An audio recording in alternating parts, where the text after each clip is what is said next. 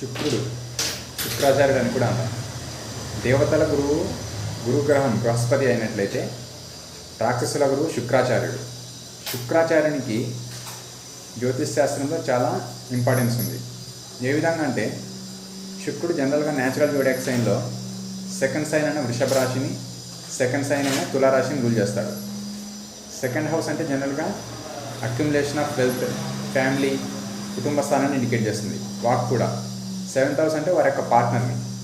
జనరల్గా శుక్రుని యొక్క ఆశీర్వాదం లేనిదే ఎవరి జీవితం కూడా పరిపూర్ణం కాదు. సపోజ్ ఫర్ ఎగ్జాంపుల్ మనం మేల్ చార్ట్ తీసుకుంటే ఫీమేల్ పార్ట్నర్ని ఇండికేట్ చేసే ప్లానెట్ వీనస్. నెక్స్ట్ సప్తమానికి కూడా కారకుడు శుక్రుడే. అంటే మేల్కైనా ఫీమేల్కైనా, జెంట్స్కి అయితే లేడీస్ని, లేడీస్కి అయితే జెంట్స్ని రిప్రజెంట్ చేసేది శుక్రుడు. ఈ శుక్రుడు బాగా ఉన్నట్లయితే కళలు, నెక్స్ట్ సౌందర్యాన్ని ఆస్వాదించడం, మ్యూజిక్ సెన్స్ ఉండడం, ఆర్టిస్టిక్ టాలెంట్స్, ఈజీగా మనీ ఎర్న్ చేసే capacity, attracting nature, business talents ఇవన్నీ కూడా ఉంటాయి.